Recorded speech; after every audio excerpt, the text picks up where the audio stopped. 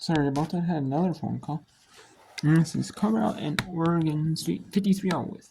And after 4 quarters, Oregon State had to come back.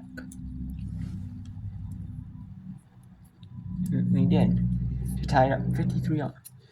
San Diego 56-50, 6-hour Pepperdine. Mofford beat Samford 43-7 and 23-13 to mark up on Anticipated. And any minute here, we're going to have George Washington tipping off against. George Washington tipping off against.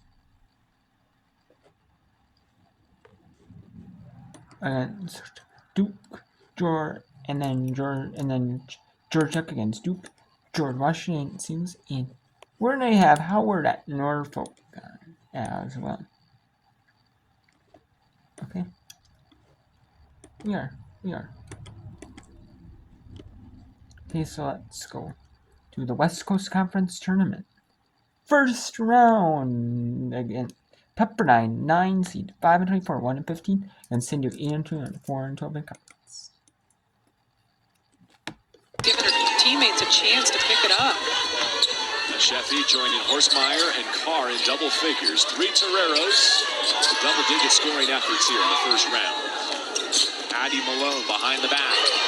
Sheffy with the steal, and now the foul. 1:40 left. The Toreros moving on to face Pacific tomorrow at noon in Las Vegas. Well, I think you're right, JB. That last bucket, that last possession, kind of just put the dagger in the momentum that Pepperdine did have.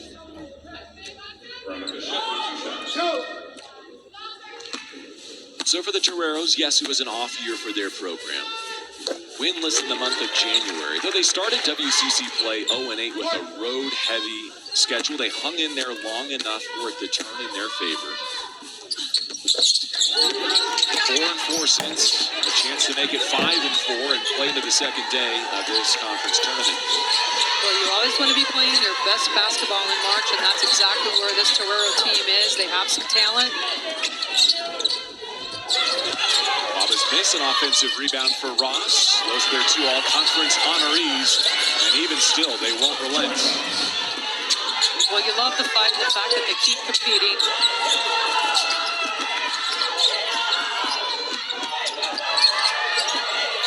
Jess Finney seeing the double coming, over to Sheffy. Final minutes, another cross-key pass, and Kylie Horstmeyer has the finish. Beautiful possession right there by the Toreros. 15 points on the day for Horstmeyer. Feel-good effort from Addie Malone in her homecoming game.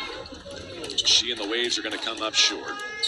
San Diego will take the season series with Pepperdine, claiming 2 out of 3.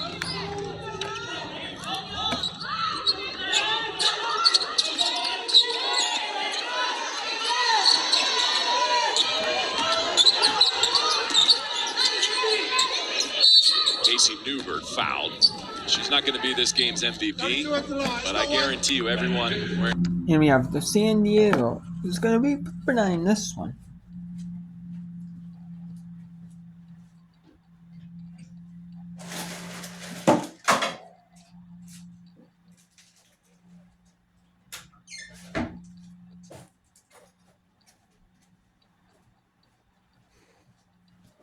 So, we can move over to another one here. Let's go to Samford. Let's go to in Wofford. In Asheville, North Carolina.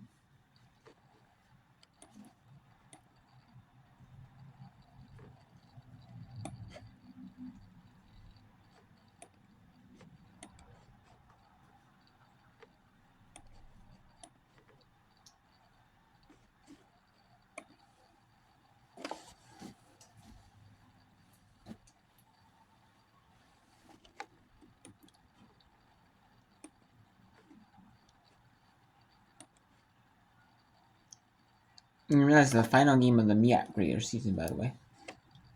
And they play 14 conference games. There's 8 teams. They play twice against each point.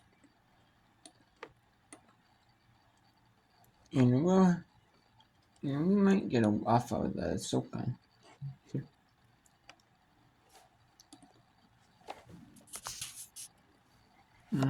my phone being charged. I might be able to look around for a while here.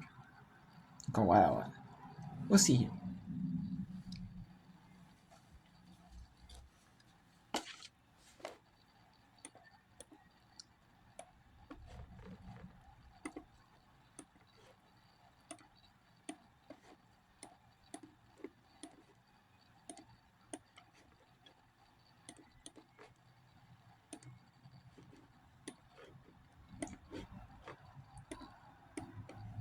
Let's go Sanford at Wofford. Number 6 seed Sanford is 14, 15, 16 conference, so Wofford is 16, 8, and 16. So not much of a difference in overall record and conference. Get a breather for one or two of your key players would be advantageous. But coaches don't always go that route either. They want to keep the pressure on. They want their players to be in that rhythm of game time, and he may just leave them all out there. Heiss. Maddie Heiss has 16. She's 4 of 5 from 3. Hey, Heiss, one little dribble to set herself up for that shot and buries it. Walden scores in tight. Look at the discrepancy on threes. Wofford's 8 of 16. Sanford is 2 of 19.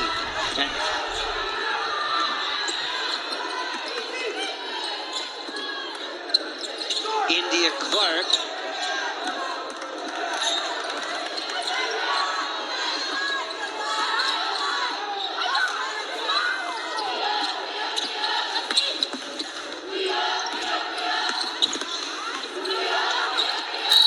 Step through and free throws coming for Walden. This game feels a bit like the one we just saw, the UNCG 20-point win over Furman. This is a great job by Heiss. Clock's winding down. You see her put the ball on the floor. Just one dribble to set up, and she can bury that three. She's been, I'm sure, a bright spot today for Jimmy Garrity and his squad.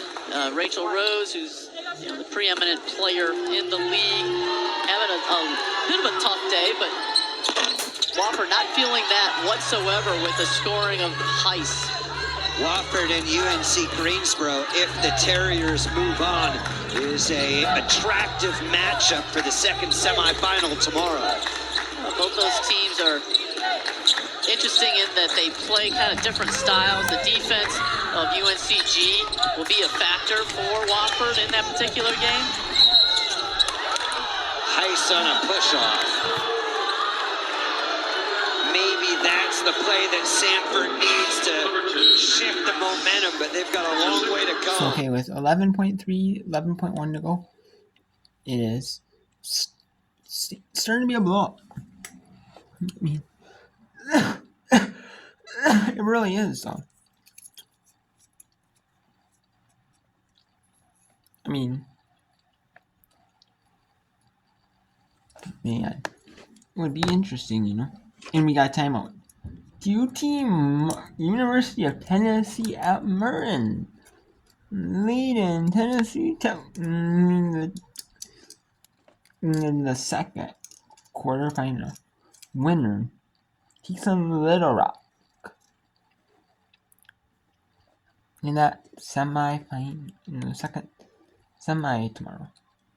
Yeah, it's 53-38.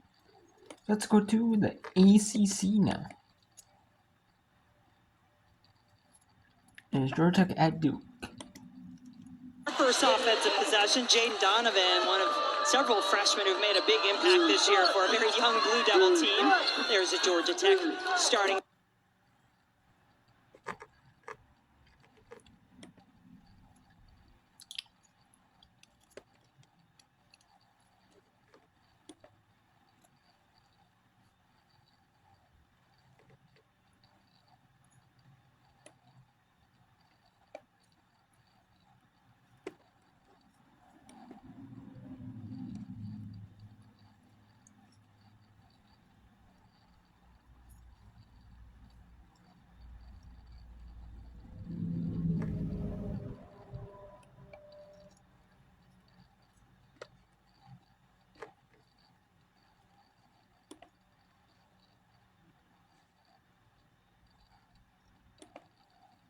Okay.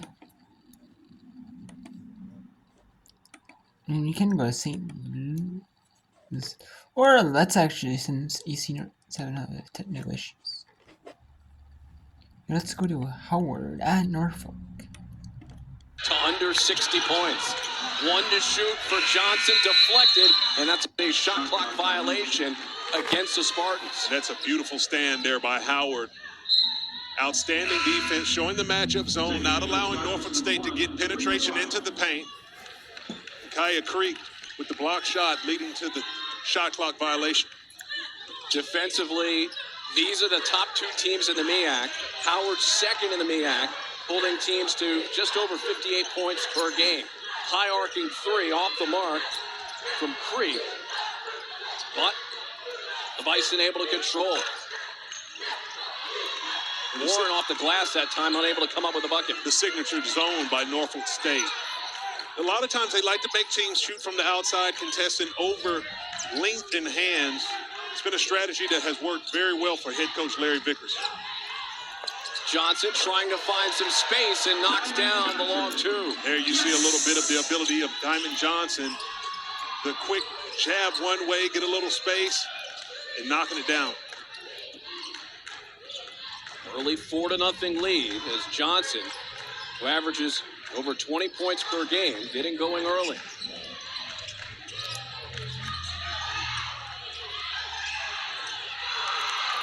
Near turnover, but safe. Down to 5. Deflected. Warren with 2. Lets it go. Misses the shot, but the offensive rebound collected and the stick back by Vanessa Blake. Big activity by Vanessa Blake. Really good defense by Norfolk State. Active hands getting a lot of deflection, almost forcing a shot clock violation, but Blake and her activity getting a second chance at it for Howard and makes him pay. That's Blake's forte. She leads the team in offensive rebounds this season. Catch and shoot 3 from the wing, grazing off the rim. Warren tracks down the loose ball. Warren steps into a 3 and knocks it down. Big shot there by Warren. When she gets it going from the outside, it really can open things up for this Bison team, as they know they're going to have to shoot it well against the zone of Norfolk State. At a career high 26 points earlier this season, she can fill it up. First quarter action from Virginia. An early lead for the Bison.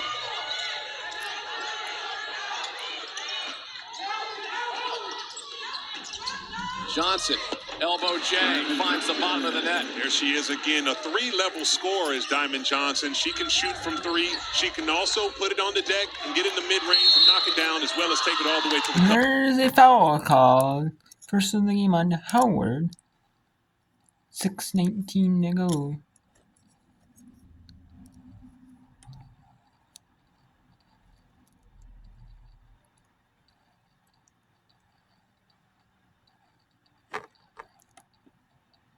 No. Okay. Oh, it's no calling Norfolk. Yeah, it's calling Norfolk, my bad. Let's go to the ACC second round. We got number 10, Georgia, who got a bye in the second round. And so did Duke. Both teams got a bye in the second round. But they have to play teams that, you know, they can't play teams that had to play the first round. Or did Georgia Tech play first round? No, Georgia Tech did play first round. My bad. Georgia Tech did play first round. The 8-9 was the only game that neither team played. Okay. So Duke got the bye. Georgia Tech had to play first round. Actually, for both of these coaches to find success in this game.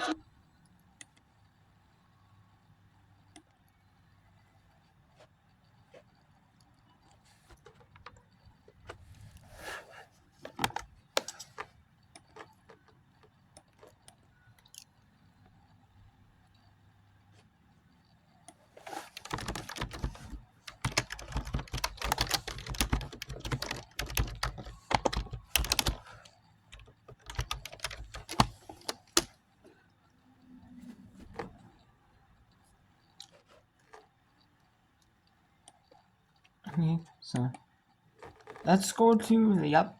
See if Wofford can win over Sanford. Here it is. Or let's go to Howard. Let's go to Howard or Norfolk to media, and then I'll come back to Sanford. Howard a 7-6 lead, and then from the wing, Denasia Williams able to connect. Big shot by Denasia Williams. She was out early in the shoot-around this morning when the first players on the court working on her outside shot saw her shoot several threes, making multiple in a row. It's good to see the hard work pay off early on. 9-7 lead for the Spartans in the first quarter.